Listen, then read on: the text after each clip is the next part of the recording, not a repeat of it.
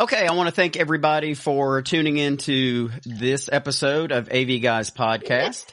This is our second episode, and we're focusing on mixing audio for theater. Today we have myself as the host, Gene Bice. I also have a guest host today, Daniel Poole. He's been a friend of mine for a long time. We work together at Jireh Supplies, and he's the sales and installation manager. And we have our guest today is Daniel Pope. He's the production manager for the Aurora Theatre in Lawrenceville, Georgia. So first, Daniel Poole, go ahead and tell us a little quick synopsis about yourself and how long you've been at Jireh and what all you do at Jireh Supplies. Sure thing. Well, thanks for having me on for this. This is a great opportunity and great thing that you guys are doing with this podcast. Started actually working sound in a theater at Central Gwinnett High School, which is locally here in Lawrenceville, Georgia. That was in 1991, 92. And then started in the AV industry from there. So I've been in the AV industry my entire adult life. Don't really know much else. So been doing it about 25 years. Do a lot of work with theaters as far as providing solutions for microphones, designing sound systems, how they're going to arrange the sound in the back of the theater and dressing rooms and things like that. So a lot of kind of those technical type of things, but never have actually been in theater. So I'm not an actor, don't know how to act, probably would not be very good at it. But just on the technical side, have always been involved in that. Obviously, I've worked with Jireh Supplies for, 14, 15 years now, providing AV solutions for schools, churches, corporate settings, restaurants, things of that nature. Obviously, today we're talking with Pope about theater and, sound and AV in theater. And, that's kind of what we want to focus on today. So, but again, thanks for having me on this podcast. It's my pleasure and good to talk to you guys. Pope, why don't you tell us a little bit about your background, yourself, how long you've been at the Aurora, and kind of give us a broad stroke look at kind of who you are and what you do. Yeah. Again, thanks for having me on this podcast. It's a really great pleasure to be here. I'm the production manager at the Aurora Theatre. I have been for 3 years now. Mainly the job duties are, that I have are administering the technical team, basically. So anything that happens not on stage, basically all backstage stuff, lights, sound, props, set building, all of that stuff. All of that is under my purview as the production manager. We deal with meetings and getting everybody organized and getting everybody the information and the stuff that they need to make the show happen. A bit about my background is, I come from a sound background. I've been doing sound for about 15 years. Just in and around Atlanta, sound designing, doing things, engineering, a lot of that. I have a background in theater, not from college. I actually have a marketing degree from college, so I didn't get into theater until after I left. My first show was at a small place called Fabrifaction Theater Company. They're not around anymore. But we did 25th annual county spelling bee. And that was my first show because a friend of mine said that they needed a designer and an engineer. So I said, I can give that a shot. And so I've been doing that ever since. Before that, I was recording bands, recording vocal tracks for people, audition stuff, before then. Very cool. Very cool. Well, glad to really have you a part of this show. I think this is going to be really good because we have a lot of, educators, a lot of theaters, and as well as churches that we deal with that a lot of times will do productions. So I think a lot of the insight that you'll be able to offer will be great. So why don't we kind of jump into it and kind of get the ball rolling. So when you've got a new show that is coming to the Aurora, how do you start? How do you start designing the sound? How do you start, the preparation, the planning for audio, for and even video for a new show? Where do you begin? Generally, take a look at the cast list first. We want to I talk to our music director, which is generally in Carroll Pence at the Aurora. Other theaters, it's different people, but I usually just take a look at the cast list and try to determine who's going to need mics, who's going to need any kind of wireless, what kind of monitoring we're going to use. We generally have on-stage monitoring, and our speakers in the house are fixed.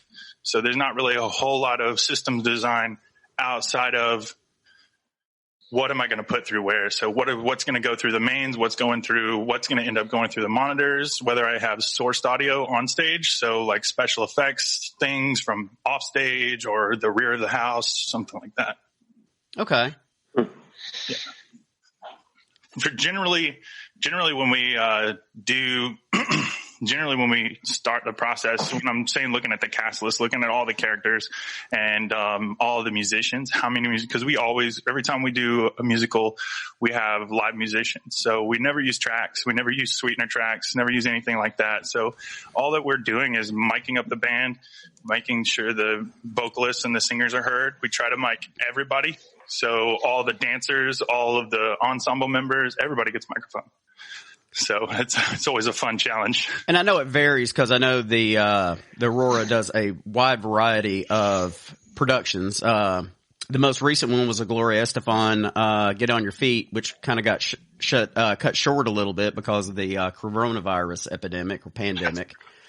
But as a general, how many microphones do you typically use on stage? I know you said you mic everybody. What does that normally look like? Is it 2? Is it 50? Where does it typically look like?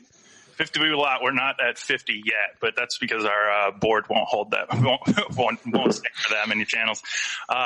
Typically, with a larger scale musical, with On Your Feet, for instance, we have 30 wireless microphones running. 28 of them are actually on cast members, and we use 2 as backups, as spares. That are generally off stage and that's a typical like larger scale musical because again, like I said, we try to mic everybody because everything is important. All the vocal harmonies are important. So we want as big a sound as we can get out of the cast. So it doesn't matter to me if you have one phrase that you're going to sing and you're just going to dance the rest of the show. If I can put you in a microphone, I will. So for this one, it's 28 for On Your Feet. It's 28 wireless that are on people, 2 spares that are backstage. We also have for this one, for this show in particular, wireless miking 3 members of the band. So the 3 members of the band, because they have to move from their seats because they're on stage the whole time. They're on in this like little loft area that's upstage. And so they move at the end of the show to kind of reveal this like larger band, whatever. And at that point we have them wirelessly mic'd so they can move around freely. And because they are wirelessly mic'd and they do have to move around, we also are using wireless in-ear monitors for them. Oh, so wow. So that they can get up and move without having to like lose their monitoring or use stage monitoring, which is vastly different from their personal mixes that they have up in the band loft. That's interesting. Do you mind if I jump in here, Gene? No, go ahead. So when you're talking about 20 or 30 wireless microphones, a lot of the theaters that we're dealing with is high school theaters, and they're dealing with, 10, maybe 12, maybe 16 microphones. How are you managing that frequency coordination in such a congested area as Gwinnett County? That is a lot of wireless microphones to coordinate. Just curious how you manage that. It is a ton. And it doesn't come without its problems simply because Lawrenceville, like you said, is a congested area when it comes to frequencies. Also, every now and then we'll have stuff on the square. And since the Aurora Theatre is so close to the square, any kind of events or anything they have on the square or on the lawn where they're using wireless can kind of interfere with that stuff as well. So we try to use wireless Workbench as a go-to for us from Shore. Okay. And we use wireless Workbench a good bit to try and determine where the frequency gaps are that we can, where we can put our stuff really. Cause, you don't want to get into a situation where you get a lot of dropouts per show because of how much stuff you're actually using. The rigs that we use, the wireless that we have are Sennheiser wireless. So we have 32 Sennheiser wireless in our inventory. But generally, this is one of the largest shows we've used wireless for. Our typical musical tends to be around 18. So most of our musicals end up being around 18 people. This is one of the larger ones. When we did Newsies a few years back, it was roughly about the same. I think it was 32. I think we actually did end up using 32 wireless for that one. But again, that's not the that's the full cast in the whole show. So you're not having to coordinate turning on and off microphones when actors are off stage. You're not actually having to turn off those belt packs to free up any frequency bandwidth. You're able to keep those on the entire show. Yep. Yeah, we try to craft it. My philosophy as a sound engineer is I want, if an actor or a speaker or anybody is using a body pack microphone, I want them to touch it as least amount as possible. So we put the batteries in it. We put the sweat protection on them. We put them in the dressing rooms, and all they have to do is put them in their belt packs and put them in their mic holders and then tape on the microphone. So that's all they do is put them on, take them off. We do all of the ons and offs. We don't turn any packs on or off or any receivers on or off throughout the show. That's great. You just mentioned something that some of our listeners may really be curious about is when you mentioned sweat protection. Yeah. Can you elaborate a little bit on that and how you overcome that issue and what you use to solve that problem? Yeah, sure. With sweat protection, there's a couple, I guess not schools of thought, but people tend to do different things. One of my engineers and designers, Anna Lee, she uses these, they're just small plastic bags that are meant for electronic components, essentially. They're just very small plastic bags that are pretty thick on the outside. And then she puts them, they perfectly fit a Sennheiser pack, by the way, which is pretty neat. They're not designed for that at all, which is what theater is. You're basically taking something that's designed for one thing and you're using it for tons of other purposes. Sure. Yeah, it's a small little bag that then she tapes around to get it to close up around the pack so that you have the antenna sticking out of the top and you have the mic element itself that's plugged into the top of the mic, comes out and then goes to the actor. Because the cabling and everything is pretty much sweat proof. I mean, it's just a cable, a cable. So that's how we soundproof the mic packs themselves. The other way that we do it, which is what I've used for a long time, are unlubricated condoms. So that's a fun little purchase to have to make at a Walmart in the middle of all of this. If you have to go to Walmart to find batteries and unlubricated condoms, you get kind of weird looks. But that's what we used for a while. The mic packs fit within the condoms, and those are rubber or latex, so they cover everything that's essential to making the mic work. I know some companies like Shure have mics that are a little more durable than that. So they offer like sweat resistance and things like that, but still it's great to have those kind of plans in place to make sure that your mic continues to work throughout the production. Yeah, and I've seen that used in the past too with the bags or the unlubricated condoms. One of the challenges that we've had with that is you have to still place the belt pack somewhere, and typically you can't use the clip at that point. Are you A, somehow figuring out how to use the clip, or B, not using the clip and you're using some sort of cloth belt or something like that pouch? A lot of our actors will use mic belts. So what we have our costume shop has made them. So it's basically just an elastic band that has Velcro on it that then has a pouch on one side of it that then the actor can put on their body where it's comfortable for them. Typically it's around their like waist or their belt line, and they'll just put it around there. The mic goes in it, straps in at the top, and so you can still have the cable and everything that pops out at the top of it. That fits under their base costume so that it's easily hidden. Other solutions for that, when I use the condoms, I typically try to pull the clip out and have the condom go underneath the clip. The bag don't really work for that so well. The condoms will. and then you can still use the mic clip itself. And so actresses can put them on their bras if they want to, if they're not using a mic belt. The lead actress for On Your Feet actually stored hers in her wig. So her wig was large enough to where she was able to store the pack and all the cabling within her wig. And then the mic element itself just poked out of the front just a tiny bit so that you could pick up sound without it being muffled. That's fantastic. Again, just talking about, because these are some of the things that I hear a lot out, questions that I get.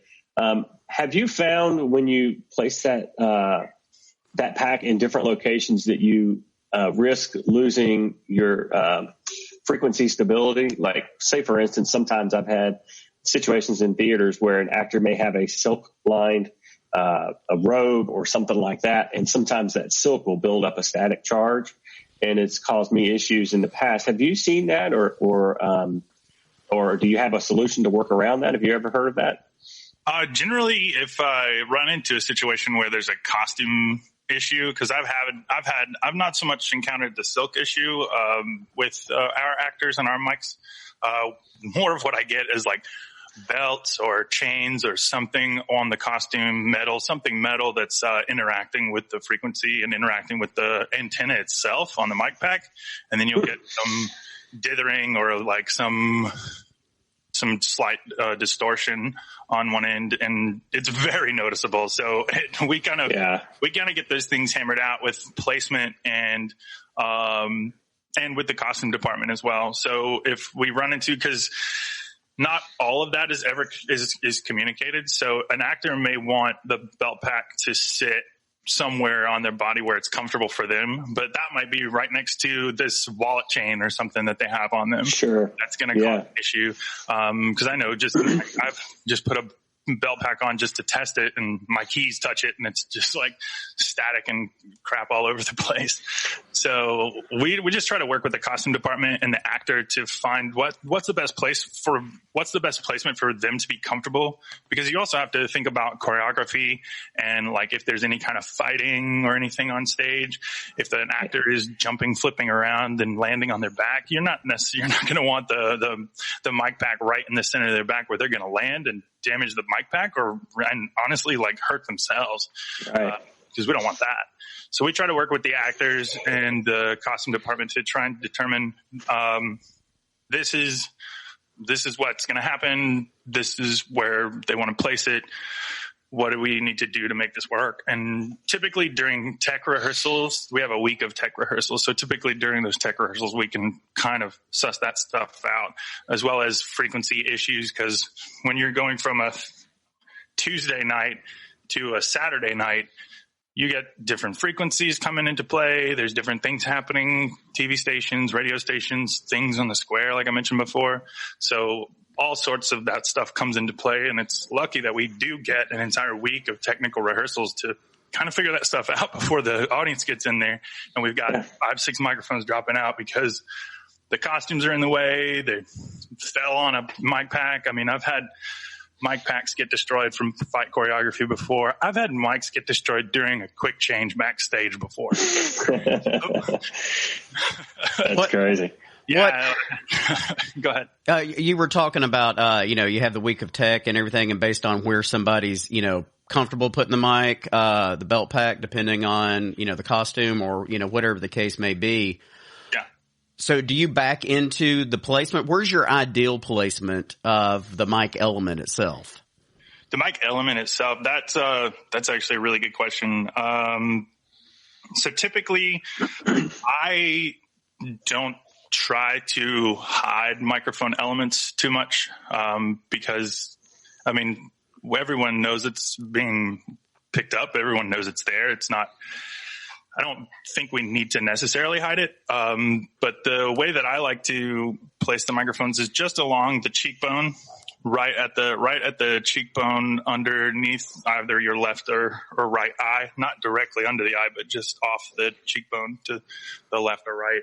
And then I can move the cable up around the ear and back down the actress's back, so that it's comfortable for them, and it's also picks up pretty well.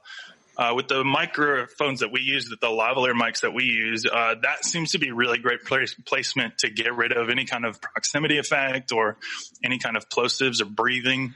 Breathing's always a problem when we talk about mic placement, especially with these little tiny lavaliers, because there's no windscreen. So if you breathe into it, you're going to hear it. So I feel like that placement is typically the best. That's also where you would find that that's also roughly the same placement you would get if you did the on-ear elements or the head-worn, the full double-eared head-worn elements. Typically those all sit around the same spot. And I feel like that's a really good place for it for that reason. So your preferred microphone is the lavalier style. It is. I just find it's the most flexible for us, because we do have actors who like to wear it in their hairline, and we do have actors that don't care.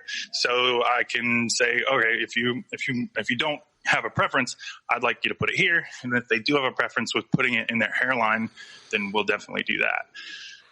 But the lavalier is my preferred one to use because it is very flexible, and I feel like they tend to be a little bit more durable with the style of theater that we're doing. Because the ear-worn units have multiple points of connection, plus the ear-worn units, they are flexible, but people tend to over stretch or over compress the material. So I'll have actors that come to me and say, is it supposed to look like this? And it's just dangling because they broke the metal, which in turn breaks the cable on the interior. So that becomes a problem. I'm sorry, I didn't mean to interrupt. Oh, you're okay. So one question that I know some of the listeners will have is when you talk about using lapels and you talk about attaching those to the cheekbone, the challenge that I've had in the past and a lot of the listeners probably have is adhering that to the skin. I know there's different types of tape that you can use. You want to do it before the makeup, after the makeup. Can you go a little bit into detail of how you overcome that challenge? Because that's always an issue, because it's great to place it there, but to keep it there is always the challenge. Definitely. It's definitely part of the challenge of, because the actors are going to sweat, they're going to have makeup, they're going to need to redo their makeup if they sweat too much. I've had that happen during shows where an actor's had to redo makeup and it's got all that gunk inside the element itself, and so now we got to switch things out. Right. But the best way is what I normally find. We use the tape that we use is 3M bandage tape. It's just medical tape that you can buy from CVS, from Walmart, anywhere. Rips easily and it sticks to the skin pretty well. It can leave a residue. You'll see a lot of actors that after a week of shows have just a bandage on their face or in the back of their neck because they've just been wearing it for 6 hours a night, for 7 shows a week. But yeah, I prefer that they put the mic on after the makeup. Only reason is because it prevents them from getting any of the makeup, any of the stuff that they're putting on their face, whether it be glue for facial hair or, just makeup itself. Prevents that from getting in the mic, so we don't have to worry about them covering it or having an issue with that. And we use a product called Skin Prep, which is it's almost basically an alcohol wipe, which just kind of rub it on the area where they're going to tape, and then they're able to tape to your skin itself. That it also kind of dries out the skin just a touch to make it a little tackier to stick the tape on too. So how do you manage the cable at that point? Excuse me. Managing the cable. So when you tape, let's say the lavalier, and we're taping it to the face, it goes up and behind the ear. Typically what'll happen is I'll have the actor tape it to the back of their neck as well. So at the base of their neck, so that the route of the cable from the face to the base of the neck is fairly taut. When they turn the opposite direction when they turn their head, the opposite direction of the side where the microphone is taped to, so that it's comfortable for them. They can have full range of movement, and it's not going to, snap the cable or tear the tape. So once it goes from there to the back of the neck, it just goes down the base of under the base costume down to the pack. There tends to be a little bit of slack in there, which typically we can tuck or tape to the pack itself, or tuck inside the microphone belt that they're wearing. Very good. That's really helpful to hear how you do that, because it is a regular challenge in theaters for sure.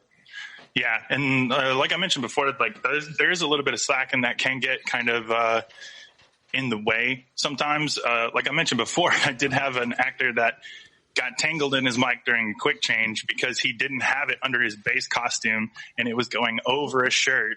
And when he did his quick change, he got frustrated and ripped the shirt off of him, and it just tore the mic out of the pack itself. So the connector for the mic element was still in the pack, but the mic cable had just ripped clean out of it.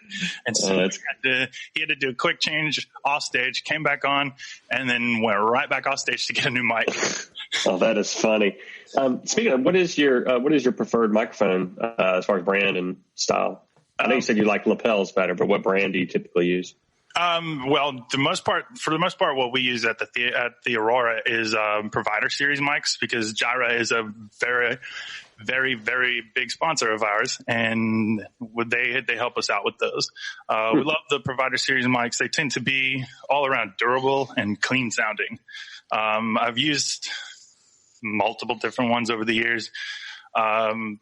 Countryman's also a good choice, but they tend to be a little pricey for how quickly you can typically go through a mic within a performance. I've had actors go through multiple mics within one performance. Sure. Do either choreography or sweat outs or any kind of things like that. Yeah, I do a lot of high school productions, and I find that the Provider Series gives you pretty much the same quality of sound that you're going to get with the Countryman, but you're just going to be able to operate those at a fraction of the price. For sure. So that's kind of my go-to as well. Obviously, I use Shure and some other brands as well, but Provider Series is definitely one of my favorites. Oh yeah, definitely. They've been very good to us over the past, since I've been at the Aurora, which is part-time and full-time, has been more like 5-6 years. Do you typically use two microphones on your lead actors, or do you just always stick with one? Is there a case where you use two microphones? So far, we haven't, mainly because our larger scale musicals, like I mentioned before, we have up to like 30 microphones, and the board that we run is a Yamaha M7, and there's only 48 channels on there. And so if I'm running 30 mics plus 16 channels of band plus playback from a computer, I don't really have the channels to double mic somebody. We typically do use every show. We typically do use, like I mentioned before, 2 spares off stage. So for a show, I'll have a spare pack and mic off stage left and off stage right that we can quickly switch someone into if they have a problem with anything, frequency, problems with the mic itself, sweat outs, the pack dies for some reason, any kind of issues, we can, as soon as possible, get someone off stage and get them into a spare pack. That's really interesting, because when you're in the middle of a show and something goes out, you either have 2 choices. You either just do it without the mic, or you have a backup, because if you continue to let that mic cause issues, it's worse than not having a mic at all. For sure. I always tell people when they're doing a show, if the mic starts giving you trouble, you're better off not having it. So yeah, that's multiple instances that's happened before, where multiple instances where there's just a small frequency problem, and you get all of those like frequency pops and cutouts and things like that are far more noticeable than if the mic just goes out and you just don't have the mic for the scene. Right. It's obviously more concerning if you don't have a mic for a solo number or a big group number with a solo in it, anything with large amounts of music. When we did Les Mis, I had one of our leads, her mic went out just before her big solo number toward the beginning of the show, but it was luckily it was just her on stage. Just her with the band. The band was up in their orchestra loft, so they're not on stage, having a lot of stage volume. So I was able to bring the house the orchestra down far enough to where you could hear her by herself without her mic over the orchestra. And it was still pretty powerful, which makes for a good thing. In the scene before, she was bouncing around the stage, and that's when her mic went out. And I was just trying desperately to pick her up with other people's microphones in the scene. Yeah. But if I can get an actor close enough to someone else's mic, I'll use it to pick them up. Absolutely. That's one great thing about the omnidirectional provider series mic is that it does, you can utilize it in that manner. This podcast is brought to you by PreSonus. Regardless of which stage you're at in your sonic adventures, PreSonus offers tools that will help you achieve your creative vision. From your first audio interface to your latest world tour, from the headphones you listen to in the studio to the line arrays bringing the thunder at the big game, from your first lead sheet and marching band to your first full-length mastered album, PreSonus is with you every step of the way with the right tools, tips, and tutorials to make your goals a reality. Musicians, audio engineers, educators, podcasters, worship leaders, live streamers, content creators, and producers, PreSonus is here to help wherever sound takes you. What's your communication process? So you've got the two microphones, one on stage left, one on stage right. How do you communicate backstage at the Aurora? So we have a ClearComm system that we utilize for our stage communication on our main stage. Generally, if we have two stage managers, we'll have one on stage left and one on stage right. Two assistant stage managers, we'll have one on stage left, one on stage right. In the booth with the sound engineer will be the stage manager. She also runs the light board, and she's on headset communicating backstage with the two assistant stage managers. And also with the spot operators in the spot towers. So she's able to communicate to them, hey, grab this person, change their mic, and they're able to change it. And then I can listen from the cue on the soundboard itself to try and make sure that mic is functioning, change the input if I need to, whatever I need to do on that point. So the sound engineer at the moment doesn't have a direct point of contact to backstage. It's just the stage manager. But luckily our sound booth is teeny tiny. So it's the stage manager is just within arm's reach. Well, that's good. That's a good communication process. I know y'all got all that worked out.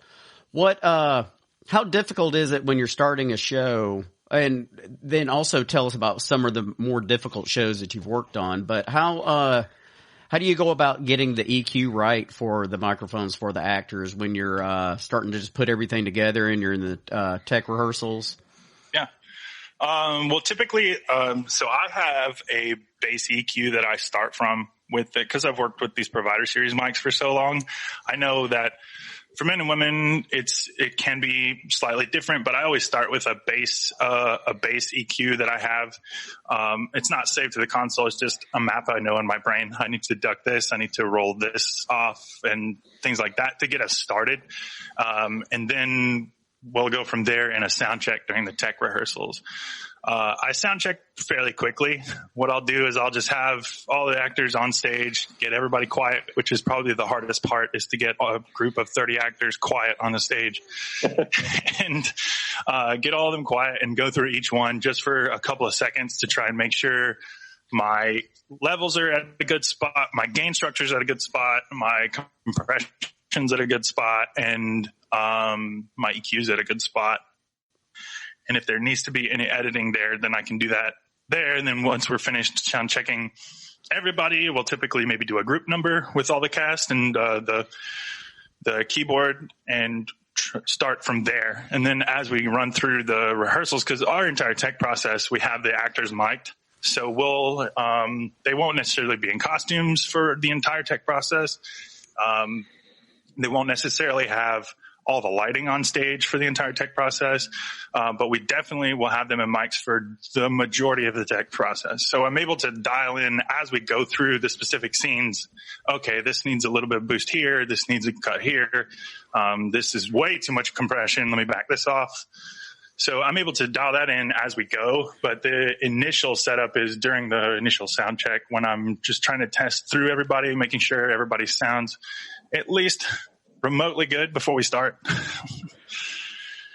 How do you? Oh, I'm sorry. Oh, go ahead. How do you? manage all these belt packs and all these mics. That's typically a challenge because you got so many things getting tangled up. And with that, with your answer on how you manage all these things, I would kind of preface that a little bit with, are you going to change how you do any of